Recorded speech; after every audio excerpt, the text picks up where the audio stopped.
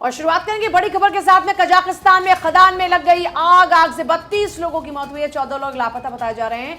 कोस्टेंको खदान में 252 में से 206 लोगों को बाहर निकाला गया। कजाकिस्तान में खदान में आग लगी है, भीषण आग लगी है। इस आग में 32 लोगों की जान गई है। बेहद दर्दनाक हादसा, 14 लोग अभी भी लापता हैं। कोस्टेंको खदान में 252 लोग थे, जिनमें से 206 लोगों को बाहर निकाला जा चुका है। ये बड़ी खबर इस वक्त की कजाकिस्तान से खबर है, जहां पर खदान में आग लग गई और खदान में लगी इस आग में 32 लोगों की जिंदगी जलकर स्वाहा हो गई, जबकि 14 लोग अभी तक लापता बताए जा रहे हैं। 252 में से 206 लोगों को बाहर निकाल लिया गया। आज पीएम नरेंद्र मोदी करेंगे मन की बात। 106वें एपिसोड का आज होगा प्रसारण। पीएम मोदी लोगों के साथ विचार करेंगे साझा। सुबह 11 बजे मन की बात कार्यक्रम का प्रसारण होगा। देखिए, हम सभी जानते हैं कि समय समय पर प्रधानमंत्री नरेंद्र मोदी मन की बात करके अपनी एक तरीके से कह सकते हैं कि कनेक्शन बनाए रखना चाहते हैं लोगों के साथ, और उसमें कामयाब भी होते हैं। लोग बेसब्री से उनके इस पॉडकास्ट का इंतज़ार करते हैं कि कब नरेंद्र मोदी अपनी बात कहेंगे और उसमें क्या क्या होगी। किसके लिए इस बार प्रधानमंत्री नरेंद्र मोदी मन की बात के द्वारा सौगातें लेकर आएंगे। तो आज सुबह 11 बजे मन की बात का प्रसारण होगा। और चलिए अब बात करेंगे गृह मंत्री अमित शाह के दौरे की। गृह मंत्री अमित शाह आज मध्य प्रदेश के दौरे पर रहने वाले हैं। आज सागर और रीवा में बैठक करेंगे गृह मंत्री अमित शाह। उसके बाद उज्जैन में महाकाल के दर्शन करने का उनका कार्यक्रम है। अमित शाह उज्जैन में रोड शो भी करने वाले हैं। और देखिए, क्योंकि बैक टू बैक दौरे कर रहे हैं अमित शाह, उज्जैन संभाग की 29 विधानसभा सीटों की बैठक लेंगे और 30 अक्टूबर को इंदौर ग्वालियर में अमित शाह के रहने का कार्यक्रम है। देखिए, जिस तरह से मैराथन दौरे गृह मंत्री अमित शाह करते हुए नजर आ रहे हैं, ऐसे में आज का दिन भी काफी ज्यादा महत्वपूर्ण है। स्टार प्रचारकों की सूची में अमित शाह का नाम टॉप 5 में आता है। और ऐसे में देखिए, जब मध्य प्रदेश का दौरा उनका है, क्योंकि इससे पहले तेलंगाना के दौरे पे थे गृह मंत्री अमित शाह, और उसके बाद में अब मध्य प्रदेश का दौरा। आज महाकाल के दर्शन भी अमित शाह करने वाले हैं। उसके अलावा एक रोड शो करते नजर आएंगे। और वही देखिए, आज छत्तीसगढ़ के दौरे पर रहेंगे जेपी नड्डा। रायपुर के एकात्म परिसर में जेपी नड्डा लेंगे बैठक। रायपुर ग्रामीण जिला बीजेपी की यहां बैठक होने वाली। चुनावी तैयारियों का जायजा लेंगे JP Nadda. Booth number 52 Amlidih में मन की बात कार्यक्रम भी सुनेंगे। दोपहर के 12:10 पर वो डोंगरगढ़ में जनसभा को भी संबोधित करेंगे। दोपहर के 1:15 बजे खैरागढ़ में रोड शो करेंगे जेपी नड्डा। छुई खदान और गंडई में भी रोड शो करेंगे जेपी नड्डा। तो देखिए, आज छत्तीसगढ़ दौरे पर जेपी नड्डा, और अपने इसी छत्तीसगढ़ दौरे के दौरान में मन की बात को मिस नहीं करेंगे। और मन की बात कार्यक्रम को सुनने के बाद में रायपुर के एकात्म परिसर में बैठक, इसके अलावा उनके कई रोड शो और जनसभा के कार्यक्रम भी तय हैं। तो वहीं आज राहुल गांधी के छत्तीसगढ़ दौरे का दूसरा दिन है। आपको बता दें कि राजनांदगांव कवर्धा में जनसभा को संबोधित करेंगे। आपको बता दें, जनसभा करेंगे राहुल गांधी। तो वहीं राहुल गांधी के दौरे को लेकर कार्यकर्ताओं में काफ़ी ज़्यादा उत्साह भी देखने को मिल रहा है। 2 दिन के छत्तीसगढ़ दौरे पर राहुल गांधी। चुनावी राज्य है, बहुत ज़्यादा लंबा समय अब बचा नहीं है चुनाव होने में, और ऐसे में आज उनकी आपको बता दें कि 2 जनसभाएँ होनी हैं, जिसको लेकर तमाम कांग्रेसी कार्यकर्ता काफ़ी उत्साहित हैं। और आज तेलंगाना के दौरे पर रहने वाले हैं मल्लिकार्जुन खड़गे, और हैदराबाद में विजयी भैरी यात्रा से चुनाव प्रचार शुरू करेंगे। इसके बाद में संगरेड्डी, नरसापुर और मेडक में प्रचार प्रसार करते हुए नजर आएंगे। क्योंकि देखिए, कांग्रेस पार्टी की बात की जाए तो मल्लिकार्जुन खड़गे जो कि अध्यक्ष हैं, ऐसे में आज का उनका दौरा महत्वपूर्ण इसलिए भी क्योंकि चुनाव बेहद नजदीक है। ऐसे में देखना होगा कि क्या जादू मल्लिकार्जुन खड़गे दिखा पाते हैं। विजय भैरी यात्रा से चुनाव प्रचार आज मल्लिकार्जुन खड़गे शुरू करने वाले हैं।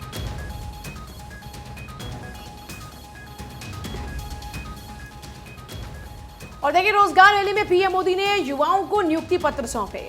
51,000 युवाओं को नियुक्ति पत्र बांटे गए। कहा, रोजगार मेला युवाओं के प्रति हमारी प्रतिबद्धता का प्रमाण है। देश को युवा शक्ति पर भरोसा है। हर सेक्टर में रोजगार के नए नए अवसर तैयार हो रहे हैं, ये पीएम मोदी कह रहे हैं। पंजाब केसरी की खबर है और मेरे पास फिलहाल हिंदुस्तान है, और हिंदुस्तान में देखिए फ्रंट पेज पर इस खबर को अब यहाँ पर जगह मिली है। और देखिए हेडलाइन, अगर हेडलाइन की बात करते हैं तो पीएम ने 51,000 युवाओं को नियुक्ति पत्र दिए। देश में रोजगार के नए द्वार खुले। पीएम मोदी की इस मुख्य बात का यहाँ पर रुख किया गया हेडलाइन के लिए। और देखिए, 37 स्थानों पर नियुक्ति पत्र का वितरण 1 साल पूरा हुआ अक्टूबर में रोजगार मेले का। इस दौरान में ये जानकारी भी इसमें साझा की गई है। और देखिए, सबसे बड़ी बात, पीएम मोदी की कौन सी वो खास बातें हैं जिनका जिक्र हिंदुस्तान अखबार के अंदर इस आर्टिकल के अंदर है। देखिए, सबसे पहले भर्ती प्रक्रिया पारदर्शी हुई। बार बार सरकार इस बात को लेकर जोर देती नजर आती है कि हमने ट्रांसपेरेंट वे में भर्तियों की प्रक्रिया को पूरा किया है। पर्यटन से रोजगार बढ़े हैं, क्योंकि आप लगातार देख रहे हैं कि स्किल डेवलपमेंट की बात पीएम मोदी करते हुए नजर आते हैं। वो बात करते हैं कि आप रोजगार के अवसर सृजित कीजिए। इसके अलावा सरकार जिस तरीके से रोजगार के अवसर सृजित कर रही है, आपने देखा कि कई रोजगार मेले लगे, और इससे पहले भी आपने देखा था पीएम मोदी ने रोजगार मेले के दौरान में लोगों को, जो युवा थे जिन्होंने अप्लाई किया था, उनको नियुक्ति पत्र सौंपे। इसमें भर्ती प्रक्रिया को लेकर पीएम मोदी ने कहा, यह सुनिश्चित किया गया कि भर्ती प्रक्रिया में पूरी पारदर्शिता हो।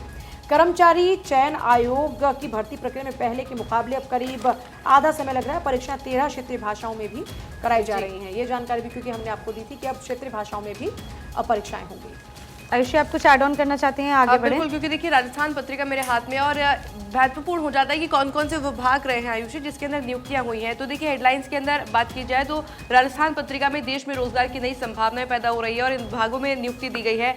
देखिए रेल विभाग, डाक विभाग, गृह मंत्रालय, राजस्व विभाग, उच्च शिक्षा विभाग, स्कूल शिक्षा और साक्षरता विभाग, स्वास्थ्य और परिवार कल्याण मंत्रालय सहित कई ऐसे विभाग जिनके अंदर नियुक्तियां दी गई है। क्योंकि देखिए 51,000 नियुक्ति पत्र बांटे गए हैं आयुषी, जो कि अपने आप में एक बड़ा आंकड़ा हो जाता है। बिल्कुल। अब इसी के साथ आगे बढ़ते हुए आपको बता दें, पीएम मोदी का मिजोरम का चुनावी दौरा रद्द हो गया है। 30 अक्टूबर को पीएम का मिजोरम दौरा होना था, जिसको अब रद्द कर दिया गया है। अब मिजोरम दौरे पर अमित शाह जाएंगे प्रधानमंत्री नरेंद्र मोदी की जगह। बड़ी जानकारी ये सामने आ रही है। आखिर क्या वजह रही उनके दौरे को कैंसिल करने के पीछे, उनके दौरे को रद्द करने के पीछे, ये अभी तक सामने नहीं आया। लेकिन देखिए, ये बात तय है कि उनकी जगह केंद्रीय गृह मंत्री अमित शाह जाएंगे उस दौरे पर। दौरा कैंसिल नहीं होने वाला है। बीजेपी की तरफ से हर एक स्टेट को यहाँ पर साधने की कोशिश बीजेपी द्वारा की जा रही है। ऐसा नहीं है कि वो नॉर्थ ईस्ट स्टेट है या ज़्यादा महत्वपूर्ण नहीं है तो वहाँ पर कोई नहीं जाएगा।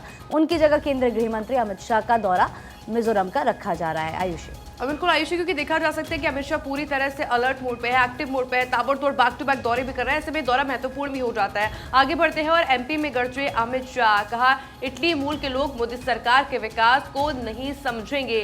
3 दिवाली मनाएंगे एमपी के लोग। पहला राशन का त्योहार होगा, दूसरा तब होगा। और देखिए तमाम बातें कही गई कि जब राज्य में फिर से बीजेपी की सरकार बनेगी, और तीसरी दिवाली तब बनेगी जब पीएम के हाथों राम मंदिर का उद्घाटन होगा। तमाम बातें कहते हैं वो नजर आए। मध्य प्रदेश में 3 परिवार कांग्रेस चलाते हैं, ये बात भी अमित शाह के द्वारा कही गई है। क्योंकि देखिए अगर बात की जाए न्यूज़पेपर की हेडलाइंस की, तो राजस्थान पत्रिका इस वक्त मेरे हाथ में है और सेकंड पेज पे आप देखेंगे कि एक फोटो और उसके साथ में मध्य प्रदेश में 3 परिवार चलाते हैं कांग्रेस। अमित शाह के द्वारा ये कहा गया है अपने संबोधन के अंदर। क्योंकि देखिए मंच पे जब उनकी मौजूदगी थी, शाह ने छिंदवाड़ा में रैली पर कहा कि दिग्विजय और कमलनाथ ने तोड़े भ्रष्टाचार के सारे रिकॉर्ड। तमाम बातें कहते अमित शाह नजर आए थे। आगे क्या कुछ कहा आपको सुनाते हैं। मित्रों, हर साल एक दिवाली होती है। एक होती है ना? जरा जोर से बोलो, कितनी दिवाली होती है भाई? इस बार मध्य प्रदेश ने 3 दिवालियां मनानी है। एक तो दीपावली आप मनाओगे तो एक दीपावली हो गई।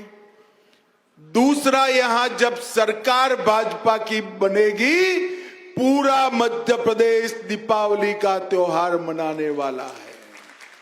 और तीसरा, जब मोदी जी के हाथ से प्रभु श्री राम के मंदिर में राम लल्ला का, भगवान श्री राम लल्ला का स्थापन होगा, तब पूरा देश दीपावली मनाने वाला। देखिए हर मौके पर आप देख रहे हैं कि लगातार रामलला का जिक्र हो रहा है, राम मंदिर का जिक्र हो रहा है, 3 दिवाली का जिक्र हो रहा है। और इस बीच मध्य प्रदेश में किस तरह से हमला किया कांग्रेस पर, जरा देखिए। हमारे यहां कहते हैं ना, 3 परिवारों का यहां बोलबाला है मध्य प्रदेश में। मध्य प्रदेश में गांधी परिवार, कमलनाथ परिवार और दिग्विजय बंटाधार परिवार, ये 3 परिवार कांग्रेस पार्टी चलाते हैं। और जहां 3 तिगड़ा होता है ना, वहां काम बिगड़ जाता है। हमारे गुजरात में कहावत है, 3 तिगड़ा काम बिगड़ा। और चलिए आगे बढ़े। छत्तीसगढ़ में बीजेपी अध्यक्ष जेपी नड्डा का बड़ा दावा, राज्य में बीजेपी की जीत का दावा किया। कहा छत्तीसगढ़ में सरकार बनाने के लिए बीजेपी पूरी तरीके से तैयार है।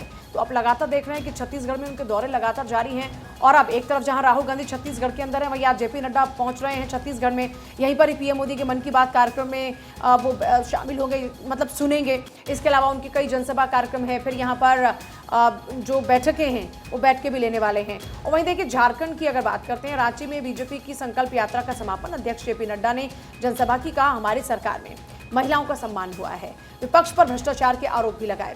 बीजेपी सरकार में महिलाओं का सम्मान हुआ, ये कहते हुए जेपी नड्डा नजर आए, साथ ही साथ विपक्ष पर हमला भी बोला। देखिए सबसे बड़ी बात यह है कि जहां पर भी तमाम बीजेपी के बड़े नेता जा रहे हैं वहां पर लगातार हम देख रहे हैं कि कांग्रेस को घेरती हुई बीजेपी नजर आ रही है। और जेपी नड्डा क्योंकि देखिए पार्टी के राष्ट्रीय अध्यक्ष हैं, ऐसे में वो जहां जहां जा रहे हैं वहां पर बीजेपी की बात रखते हुए नजर आ रहे हैं और वहीं कांग्रेस को घेरते हुए नजर आ रहे हैं। बार बार कांग्रेस के ऊपर आरोप लग रहे हैं कि गांधी परिवार ही सिर्फ कांग्रेस को चला रही है, जनता के हित यहाँ पूरे होते नहीं हैं। तो चलिए इसी के साथ आगे बढ़ते आपको बता दें, कांग्रेस सांसद राहुल गांधी ने कांकेर में रैली को संबोधित किया।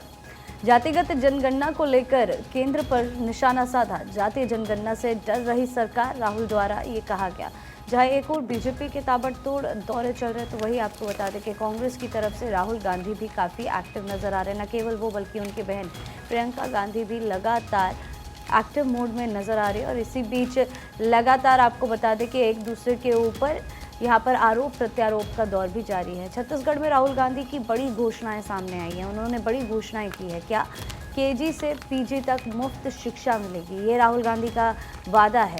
आपको साथ ही बता दें, उन्होंने कहा है कि तेंदुपत्ते की बोरी 4,000 रुपये करने जा रहे हैं और साथ ही साथ कांग्रेस सरकार बनेगी तो जाति जनगणना कराएंगे। ये तमाम वादे यहाँ पर राहुल गांधी ने किए हैं जनता से। और ऐसे में देखिए, क्योंकि बहुत ज़्यादा अब दूर बचा नहीं है चुनावी, बार बार हम दोहरा रहे हैं, लगातार इसी वजह से चुनावी राज्यों का दौरा यहाँ पर नेता करते हुए नज़र आ रहे हैं, वायदे वहाँ पर करते हुए नज़र आ रहे हैं। लिस्ट यहाँ पर शेयर की जा रही है मैनिफेस्टो की कि क्या क्या आपको मिलेगा अगर हमारी सरकार आप बनवा देते हैं तो। आयुषी। और बिल्कुल आयुषी, क्योंकि देखिए न्यूज़पेपर हेडलाइंस का भी हम लगातार जिक्र कर रहे हैं, सभी जनसत्ता मेरे हाथ में है और फर्स्ट पेज पर आप देखेंगे कांग्रेस नेता राहुल गांधी ने कहा केंद्र में आया तो 2 घंटे में देंगे जाति जनगणना का आदेश। साथ ही में देखिए राहुल गांधी ने कहा कि अगर राहुल गांधी ने बस्तर में छत्तीसगढ़ के लोगों से वादा किया है कि कांग्रेस के राज्य की सत्ता में वापसी होने पर सरकारी स्कूलों और कॉलेजों में मुफ्त में शिक्षा दी जाएगी। इसके अलावा देखिए ये लोगों को संबोधित करते हुए उन्होंने सवाल किया है कि प्रधानमंत्री नरेंद्र मोदी अपने भाषण में ओबीसी यानी कि अन्य पिछड़ा वर्ग का जिक्र करते हैं तो वह जातिगत जनगणना से आखिर क्यों डरते हैं। संबोधन के अंदर तमाम बातें तो कही है, तमाम वादे तो कही है, पर साथ ही में एक सवाल भी खड़ा कर दिया। चलिए इसी के साथ खबरों में आगे बढ़ेंगे और अब बात करते हैं एमपी विधानसभा चुनाव की। एमपी विधानसभा चुनाव के लिए कांग्रेस ने स्टार प्रचारकों की सूची अब जारी कर दी है और इसमें नाम है सोनिया गांधी, राहुल गांधी, प्रियंका गांधी समेत 40 दिग्गज नेताओं के नाम इस सूची में शामिल है। मल्लिकार्जुन खड़गे, सोनिया गांधी का नाम भी इसमें शामिल है। इसके अलावा मुख्यमंत्री अशोक गहलोत, सचिन पायलट, दिग्विजय सिंह का नाम भी इस सूची में शामिल है। भूपेश बघेल, मीनाक्षी समेत कई नेताओं के नाम इस सूची में शामिल है, क्योंकि देखिए ये तमाम वो नाम हैं जो कि कांग्रेस की हिट लिस्ट में आते हैं। मध्य प्रदेश के लिए कांग्रेस के 40 स्टार प्रचारक अब तय हो चुके हैं और वही स्टार प्रचारक अब लगातार दौरे करते हुए नजर आएंगे, लोगों को लुभाते हुए नजर आएंगे, उनसे संवाद करते हुए नजर आएंगे और उसके बाद में वो तमाम वादे करते हुए भी नजर आएंगे। पूजा। और चलिए आगे बढ़ रहे हैं। तेलंगाना कांग्रेस अल्पसंख्यक प्रकोष्ठ के अध्यक्ष का इस्तीफा। शेख अब्दुल्ला सोहेल ने इस्तीफा दे दिया। कांग्रेस से सत्ता पाने के लिए विचारधारा त्यागने का आरोप लगाया। प्रदेश कांग्रेस अध्यक्ष रेवंत रेड्डी पर आरोप लगाए हैं। रेवंत रेड्डी के आने के बाद पार्टी ग्रोसरी शॉप में बदल गई है। जिनकी जेबें भारी हैं उन्हें पार्टी में पोस्ट दी गई है। टॉप पोस्ट पर बैठे लोगों ने कभी ग्राउंड पर काम ही नहीं किया। गांधी भवन अब शॉपिंग मॉल में तब्दील हो चुका है। रेवंत रेड्डी ने 50 करोड़ रुपए में पार्टी में टॉप पोस्ट खरीदी, 10-10 करोड़ रुपए में सीटें बेची गई। अब्दुल्ला सोहेल ये बात कह रहे हैं इस्तीफा देते हुए। तो देखिए बड़ी जानकारी इस वक्त है। तेलंगाना कांग्रेस अल्पसंख्यक के अध्यक्ष हैं जिन्होंने पार्टी से इस्तीफा दे दिया और फिर आरोप भी लगाए हैं। सत्ता के लिए विचारधारा त्यागने के आरोप लगाते उन्होंने प्रदेश अध्यक्ष रेवंत रेड्डी पर बड़ी पोस्ट को खरीदने के लिए 50 करोड़ रुपए की रकम अदायगी की बात भी की है। तो जरा समझिए कि राजनीति में ये कोई पहली दफा नहीं जब इस तरह के आरोप लग रहे हो, लेकिन तेलंगाना जो कि चुनावी राज्य है, उस तेलंगाना चुनावी राज्य के अंदर कांग्रेस के ही लोग कांग्रेस को छोड़ते हुए कांग्रेस पर गंभीर आरोप लगा रहे हैं कि विचारधारा को त्याग दिया, पैसे देकर पोस्ट मिल रही है, जो सीनियर पोस्ट पर बैठे हैं वो काम नहीं कर रहे हैं। जाहिर सी बात है इसका चुनाव में असर देखने को मिलता है। कितना असर देखने को मिलेगा ये देखने वाली बात है पूजा। खैर आगे बढ़ते हैं, आपको बता दें मध्य प्रदेश विधानसभा चुनाव प्रचार के दौरान टॉपर लड़की के घर चाय पीने पहुंचे सीएम शिवराज। कहा बेटी ने बुलाया, 12वीं कक्षा में शीर्ष स्थान हासिल करने पर लड़की को मिली थी स्कूटी। सीएम ने पी चाय और छात्रा की स्कूटी भी चलाई। मुख्यमंत्री शिवराज सिंह चौहान ने धार जिले सुंदरेल में चुनावी सभा को संबोधित किया और इस दौरान वर्षा नाम की एक छात्रा ने मंच पर आकर सीएम शिवराज से कहा कि उसने 12वीं कक्षा प्रथम श्रेणी से उत्तीर्ण की है, यानी कि पास हुई है वो फर्स्ट क्लास। तो ऐसे में सरकार की ओर से उसे स्कूटी प्रदान की गई है और छात्रा ने सीएम शिवराज को अपने घर पर चाय का निमंत्रण भी दिया। सीएम ने छात्रा का निमंत्रण स्वीकार किया और सभा के बाद वे छात्रा के साथ उनके घर पहुंचे। सीएम ने छात्रा की स्कूटी भी चलाई और उसके घर चाय भी पी। और देखिए पहली बार नहीं है जब मुख्यमंत्री शिवराज सिंह चौहान कुछ इस तरह से जनता से मिलते हुए नजर आए। इससे पहले भी हमने मुख्यमंत्री शिवराज सिंह चौहान को आम जनता के बीच उनके घर पर जाते हुए, उनसे मिलते हुए, उनका दुख दर्द बांटते हुए देखा है। क्या कुछ कहा, सुनवाते हैं।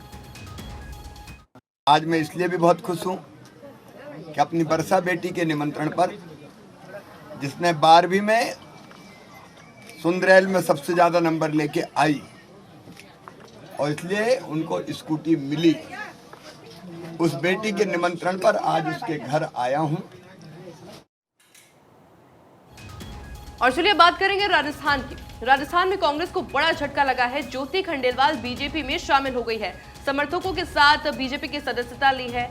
और देखिए प्रदेश अध्यक्ष सीपी जोशी ने सदस्यता दिलाई है। राजस्थान में चुनाव से पहले कांग्रेस को ये बड़ा झटका, क्योंकि जयपुर में प्रदेश कार्यालय में एक कार्यक्रम में जयपुर की पहली निर्वाचित महापौर ज्योति खंडेलवाल और कई अन्य कांग्रेस नेताओं ने बीजेपी की सदस्यता ग्रहण की है। प्रदेश अध्यक्ष सीपी जोशी, प्रदेश प्रभारी अरुण सिंह, कांग्रेस के नेताओं का उन्होंने स्वागत किया। पदाधिकारियों ने ज्योति खंडेलवाल और अन्य को भगवा दुपट्टा पहनाकर उनका पार्टी में स्वागत किया। और इस अवसर पर प्रदेश अध्यक्ष सीपी जोशी ने कहा कि बीजेपी हवा नहीं तूफान है, लोगों को मोदी जी की गारंटी पर विश्वास है, इसलिए लोग भाजपा में शामिल हो रहे हैं। जिनकी खुद की अब कोई गारंटी नहीं, उनकी गारंटी का कोई मतलब नहीं। गारंटी तो मोदी सरकार की है, जो असंभव को संभव करके दिखाती है।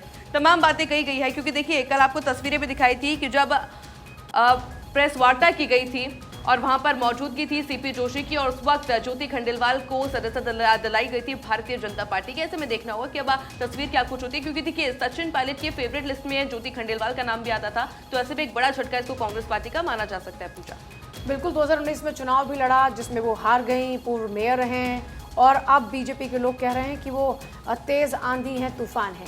खैर ये आंधी तूफान बीजेपी के लिए कितना फायदे का सौदा साबित होंगी ये भी देखना होगा।